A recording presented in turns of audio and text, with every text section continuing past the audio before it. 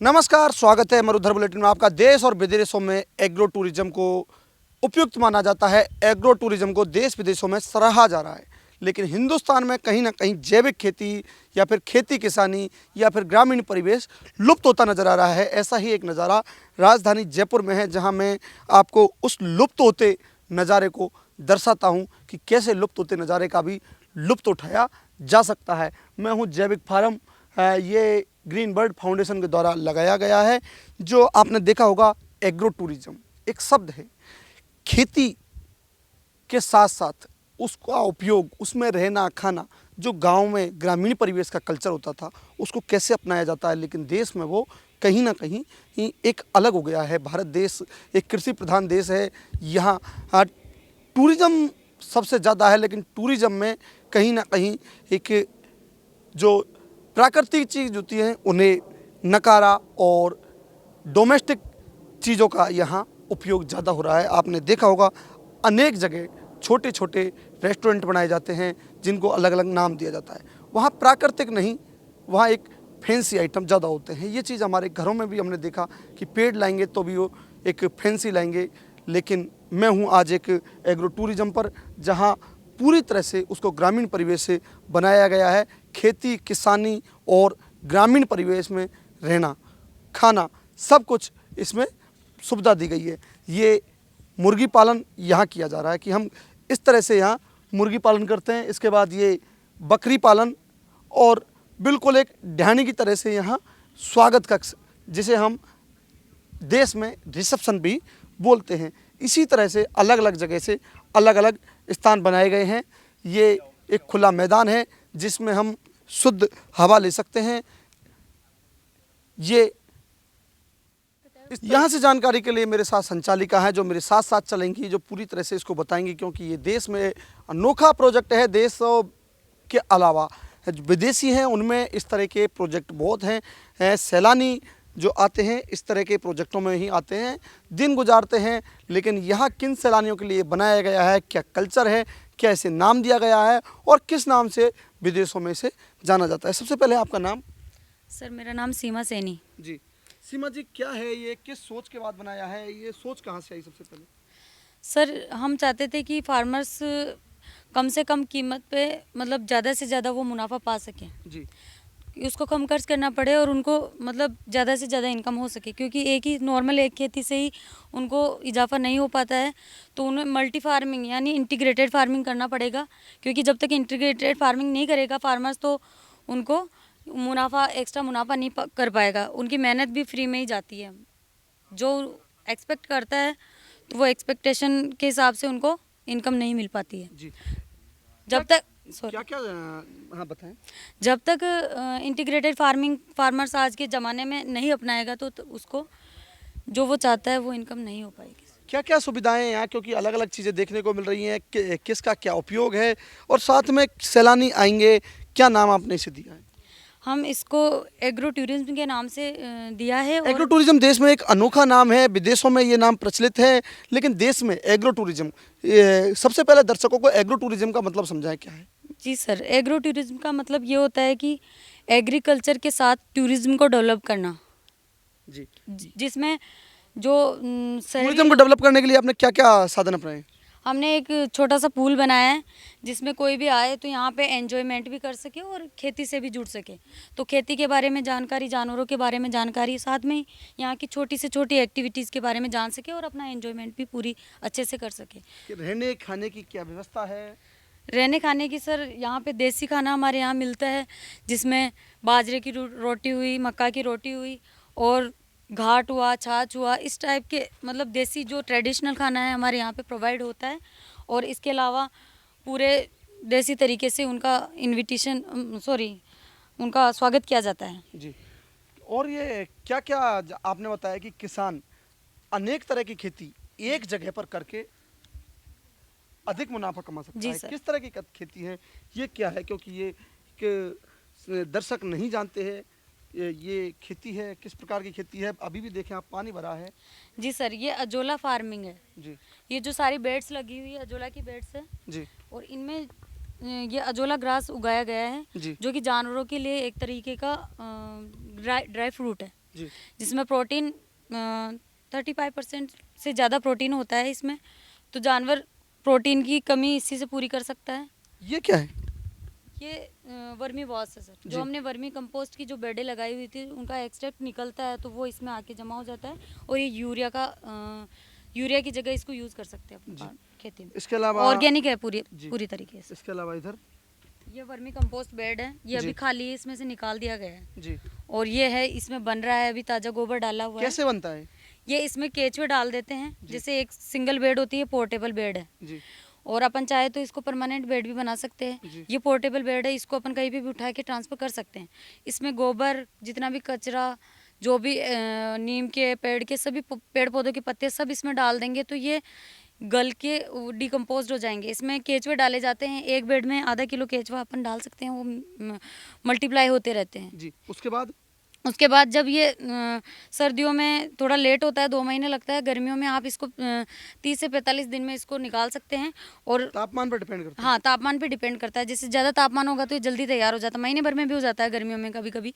और बाकी वैसे जनरली 45 दिन में ये तैयार हो पाइप जाता है। क्या काम करता है? ये पाइप, इसमें जैसे अपन पलटी लगाएंगे तो इसमें क्या है, पानी का छिड़काव देना पड़ता है। पानी का छिड़काव देंगे तो सपोर्ट, हाँ ये तो सपोर्टिंग पाइप है। और ये वाला है जो मेन, हाँ ये वर्मी वॉश का पाइप है, जिसमें एक्स्ट्रा जो पानी होता है वो इसमें निकल के इस बाल्टी में इकट्ठा हो जाता है, जो यूरिया के रूप में अपन यूज़ कर खाद सकते हैं। तैयार होकर इन बर्तनों में आता है? हाँ, नहीं, खाद तैयार होके इन बर्तनों में नहीं आता है, इसको छान लिया जाता है।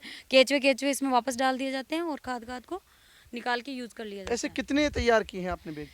ये अभी तो हमने ये 5-6 बेड हैं जो तैयार कर रखी है एज ए मॉडल। जी। और ये जो होता है, ये जो गोबर की खाद होती है उससे 8 गुना ज़्यादा पावरफुल होता है। जी। और क्या क्या उपयोग में लिया है आपने इसको? इसमें सर हमने गोबर की खाद, गाय का गोबर, ये जो जितने भी पशु है यहाँ पे, जो भी जितना भी एक्सट्रैक्ट निकलता है, नीम, सभी की पेड़ पौधों की पत्तियाँ सारी अपन इसमें यूज़ में लेते हैं, तो ज़्यादा न्यूट्रिशन रहता है इसमें। जैसे आगे चले कुछ पेड़ पौधे यहाँ रखे हैं अलग अलग वैरायटी। जी सर। ये क्या? ये सर हमने एक फॉरेस्ट प्लांट की नर्सरी तैयार कर रखी है। जी। जहाँ पे भी हमने प्लांटेशन करना होता है तो वहाँ पर हम यहीं से ही तैयार किए हुए पौधे लेके जाते हैं। यानी किसान इस तरह की नर्सरी भी तैयार कर सकते जी सर, नर्सरी तैयार करके अच्छी रेट में उसको बेच सकता है मार्केट में। हैं? जी। इसके अलावा हम इस साइड की बात करें, इस साइड भी आपने अलग अलग प्रकार की खेती, कोई फूलों की खेती है? जी सर, जी। फूलों की खेती हमने मदर कितने प्लांट प्रकार के लगाए फूल हैं हैं? सर। ये 12-13 वैरायटी है हमने, जो क्राइसेंथेमम की लगाई है। तो इसके ये मदर प्लांट है और नेक्स्ट ईयर इसका बड़ा प्लान है, यहाँ पूरे फार्म में इसकी प्लांट तैयार करेंगे और इनको सेल करेंगे। जी। इसके अलावा आगे और चलते हैं तो अलग क्यारियों में अलग अलग प्रकार की खेती अपनाई गई है। ये क्या? जी सर, ये यहाँ पे जो हमने जानवर रखे हुए हैं उनके लिए, गाय भैंस भेड़ बकरी जो भी है, सबके लिए यहाँ पे चारा लगाया हुआ है, रिज का है। जी। तो यहीं पे हम ये ऑर्गेनिक तरीके से इसको इसके तैयार आगे करके, मूली भी है। मूली भी है, कुछ मस्टर्ड है, सब्जियां हैं, प्याज है, लहसुन है, सारा कुछ है। मतलब कितनी जमीन में ये आपने प्रोजेक्ट तैयार किया है? किस खर्चे में तैयार हुआ है लगभग एक आंकड़ा? सर ये लगभग 5.5 बीघा ज़मीन है, 1.5 एकड़ के समथिंग है। जी। और इसका वैसे किया जाए तो ये लो कॉस्ट में किया गया है। जी। एवरेज देखे तो इसका अब सर, हाँ, सैलानियों को कौन कौन सी फैसिलिटी यहाँ उपलब्ध होती है? सर सैलानियों को यही हॉर्स राइडिंग, कैमल राइडिंग, और इसके अलावा यहाँ का पूरा गेम्स वगैरह होते हैं, बच्चों के गेम्स होते हैं, और पार्टी जितना भी ऑर्गेनाइज करवाना का पूरा वो होता है सर, हमारा होता है। इसके अंदर म्यूज़िक होता है, स्विमिंग पूल होता है, खाना वगैरह all facility include. Agriculture culture भी मिलता है उनको? जी सर, एग्रीकल्चर की सारी एक्टिविटीज़ के बारे में उनको पूरा नॉलेज हम प्रोवाइड करवाते हैं उनको। जी। और उनको उनके हॉर्स राइडिंग, कैमल राइडिंग की आपने बात कही, कहाँ कराते हैं? इस एरिया में कराते हैं क्योंकि ये जयपुर का नज़दीक एरिया है जी सर। और पॉल्यूशन मुक्त एरिया है। सबसे अगर बात करें तो बीच गांव में ये एरिया है, ना कोई सिटी की आवाज़ है, ना कोई वाहनों की आवाज़ है। जी सर, हम हॉर्स राइडिंग, कैमल राइडिंग यहीं बाहर पहाड़ों के आसपास जाते हैं और वहाँ करवा के आते हैं। जी। यहीं करवाते हैं। कुछ सैलानी भी मेरे साथ हैं, आप यहाँ आए, क्या देखने को मिला है यहाँ अलग, सिटी से अलग? भारत क्या है कि गाँव का देश है, एग्रीकल्चर का देश है। भारत का कल्चर एग्रीकल्चर है। जी। और ये सीमा जी और इंदिरा जी चौधरी ने एग्रीकल्चर से ग्रेजुएट, पोस्ट ग्रेजुएट हैं। इन्होंने अपना सेल्फ कुछ करने के लिए एक मॉडल फार्म हाउस के रूप में इसको डेवलप किया है। एक इंटीग्रेटेड एग्रीकल्चर के रूप में क्या क्या किया जा सकता है, उनके छोटे छोटे इन्होंने कंसेप्ट लेके एग्रो टूरिज्म से इसको जोड़ के बहुत अच्छा इनका प्रयास है। यहाँ के बहुत अच्छा लगा और इसको बहुत ये अभी डेवलपिंग स्टेज पे है, काफ़ी चीज़ें इन्होंने मैनेज की है और आगे भी ये कर रहे हैं। तो ये बहुत ही अच्छा इनका कंसेप्ट है और एग्रो टूरिज्म आने वाले समय की मांग है, क्योंकि आज की जनरेशन शहर और गांव के बीच में एक गैप पैदा हो गया है। तो उस गैप को आज के न्यू जनरेशन गांव का टच जानती नहीं, गांव की मिट्टी को जानती नहीं। ये गांव की मिट्टी और गांव की खेती, गांव का कल्चर, सब चीज़ों का एक मॉडर्न मिक्सअप है। तो जिसको आना चाहिए, शहरवासियों के नज़दीक क्षेत्र है, यहाँ घूमना चाहिए। मेरे को यहाँ आके आज बहुत अच्छा लगा और सीमा जी और इंदिरा जी चौधरी का बहुत बहुत धन्यवाद इसके लिए। और कुछ next? सीमा जी, इस तरह की झुग्गियां हैं, झोपड़ियां हैं, इनमें क्या है? जी सर, मैं आपको बताना चाहूँगी, एक बार उधर चलिए। जी। झुग्गी झोपड़ियों में बेड है, बेड की फैसिलिटी है, टेबल कुर्सी लगी हुई है और इसके अलावा अलमारी है, कोई भी आता है गेस्ट तो वो अपना सामान रख सके। और इसके अलावा लाइट और पंखे वगैरह सारी व्यवस्था है। जी। और यानी गर्मियों ग्रामीण में हम परिवेश की तरह अगर कोई हाँ, रुकना चाहे तो रुक इस सकता है। हाँ जी सर, इसमें रुक सकते हैं इजीली। जी। इसको आपने पूरी तरह से एक झोपड़ी का कल्चर दिया है, जैसा पहले झोपड़ी होती थी, झुग्गी होती थी। जी इन चीज़ों से लोग बीच में उठने लगे थे, जी लेकिन वापस आने लगे हैं। क्या रेस्पॉन्स मिला है आपको खोलने के बाद? सर, हमारे को बहुत पॉजिटिव रेस्पॉन्स मिला है इसका, क्योंकि जो पिछले वाले ज़माने में जो ये झोपड़ियाँ आज के 50 साल पहले लोग इन झोपड़ियों में रहते थे, और अब ये हो रहा है कि शहर में जो लोग रह रहे हैं तो वो पोल्यूशन वगैरह इतना हो रहा है। और अभी इनमें देखा जाए तो ये मतलब इस जगह पे हमने तैयार किया है, यहाँ पे बिल्कुल शांत वातावरण है, कोई पोल्यूशन नहीं है और कोई मतलब शहर की मतलब उससे बहुत दूर है जी। शहर की। आपने झुग्गीनुमा ये रूम तैयार किए हैं, जी इनके में क्या क्या फैसिलिटी है? अगर सैलानी आए तो उनको क्या क्या फैसिलिटी मिलेगी? शौचालय है, बेड है? जी सर, इसमें अटैच में शौचालय भी है और कॉमन भी है हमारे, और बेड है, टेबल चेयर है, और इसके अलावा एक अलमीरा है, और सारा फैसिलिटी सर हम प्रोवाइड कराते हैं। जैसे सर्दियों में है तो अगर थोड़ा गर्मी का फील होता है तो हम कूलर वगैरह भी प्रोवाइड करवाते हैं उनको। कुछ सैलानी भी यहाँ बैठे हैं, सैलानी यहाँ घूमने आए हैं। सर, जयपुर के नज़दीक का ये एरिया है, यहाँ आप घूमने आए हैं, क्या महसूस किया? क्योंकि एक ये तकनीक है, कहीं ना कहीं ग्रामीण परिवेश में पहले मौजूद थी, बीच में सिटी परिवेश ने इसको ख़त्म कर दिया, लेकिन वापस ये कल्चर डेवलप होने लगा है। बहुत अच्छा लगा ये देख के, यहाँ पे मन भी लगा, थोड़ा अच्छा भी लग रहा है। और किसान अगर ये सारी चीज़ें देखेंगे, ये सारी चीज़ें अपनाएंगे, जैसे इन्होंने गोट फार्म भी लगा रखा है, मुर्गीज भी रख रखी है, भेड़ भी है, ये सारे काम किसान करने लगेगा तो उससे अन्य अन्य तरीके से अदर तरीके से आय बढ़ेगी। और किसान की जब इनकम बढ़ेगी तो किसान आराम से अपना जीवन यापन कर सकेगा। तो मेरा तो यही कहना है कि सभी किसान भाइयों से कि इस तरह से सारा जो मिश्रित खेती या एकीकृत खेती जो होती है वो सभी किसानों को करना चाहिए। मैं तो यही कहना चाहूँगा। और भी कई सैलानी मेरे साथ मौजूद है। सतपाल जी, आप यहाँ आए, क्या सीख मिली है? सर, मुझे यहाँ देख के बहुत अच्छा लगा। यहाँ पे जो प्राकृतिक सौंदर्य है, खेती किसानी को इन्होंने टूरिज्म के माध्यम से जो दिखाया है और इसको एक व्यावसायिक तौर पे इन्होंने करने का प्रयास किया है, ये बहुत ही सराहनीय है।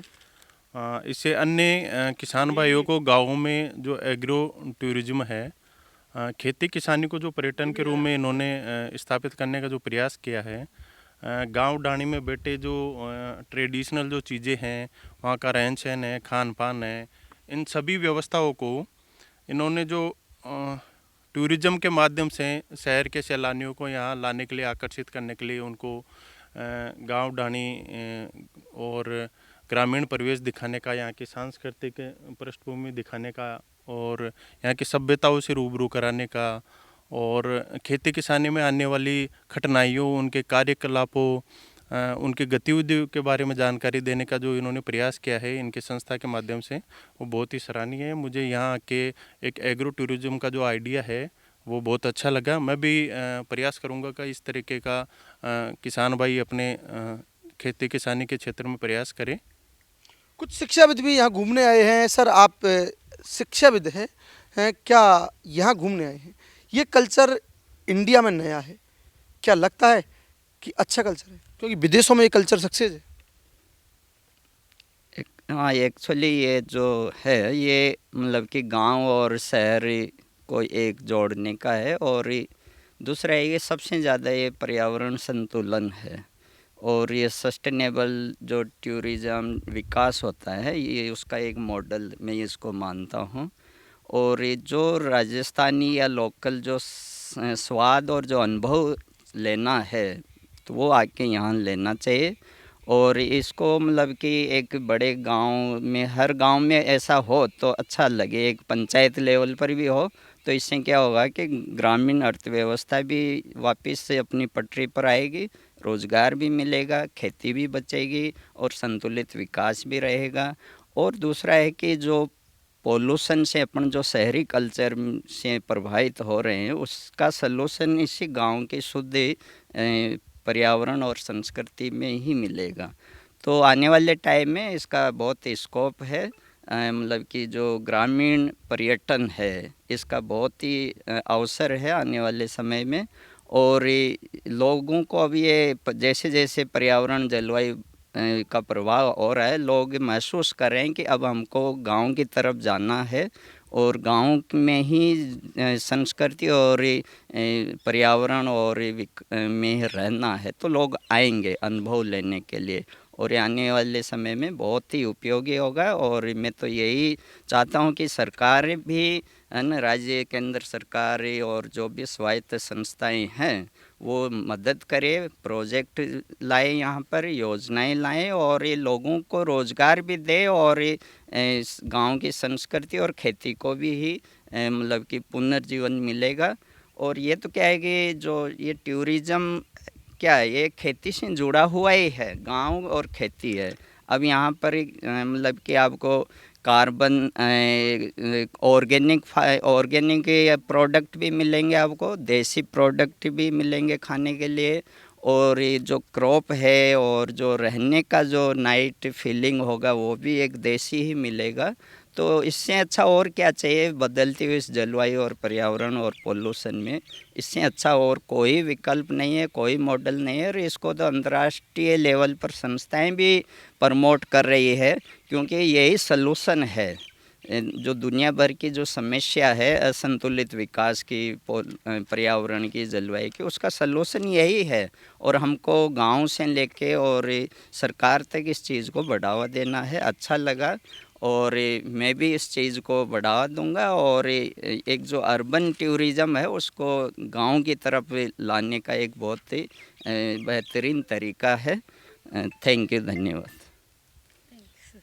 आप यहाँ से जुड़े हुए हैं, सरकार की ओर से क्या मदद मिली है? क्योंकि सरकार एग्रीकल्चर डेवलपमेंट के नाम पर सरकार के पास बड़ा बजट है, सरकार उसको कहीं हद तक खर्च करने की सोचती है लेकिन नहीं कर पाती है।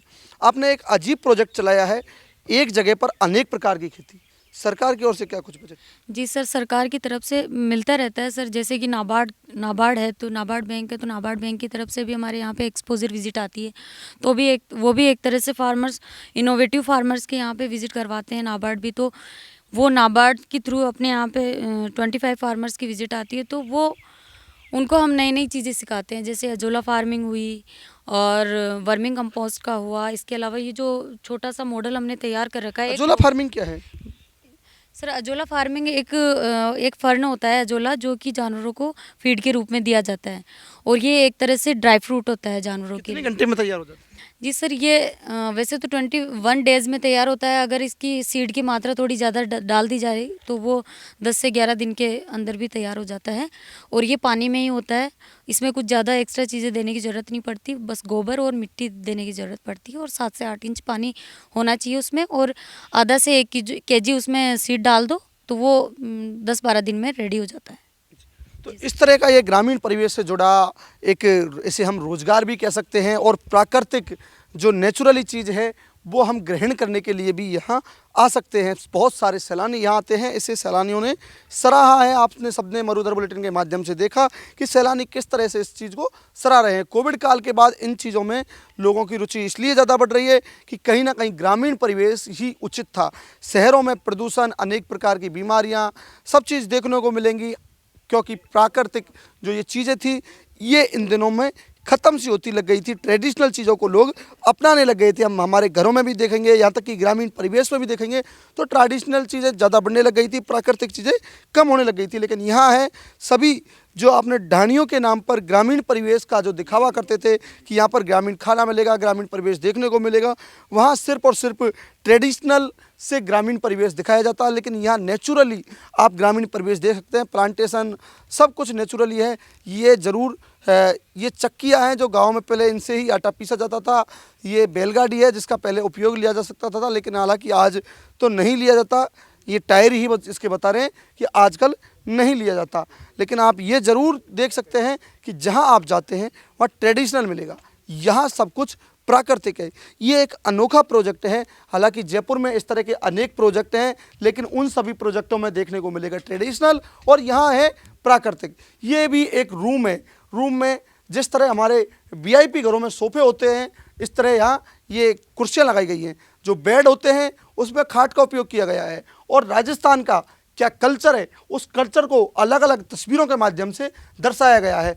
मिशन जैविक खेती राजस्थान 3rd फाउंडेशन डे पर यह 11 अप्रैल 2021 को तस्वीर लगाई थी। इसमें आप देख सकते हैं ये भी एक राजस्थानी कल्चर को दिखाता है। इस तरह से अलग अलग तस्वीरों के माध्यम से आप देख सकते हैं कि ग्रामीण परिवेश में क्या कल्चर होता है उसको दिखाया गया है। ये रौद के दौरे हमारे जैसलमेर में बहुत मिल जाएंगे, बाड़मेर में बहुत मिल जाएंगे, गंगानगर से ऊपर की हम बात करें तो बीकानेर में भी इस तरह के दोहरे मिल जाएंगे। उन परिवेशों को भी इसमें चित्रित किया गया है।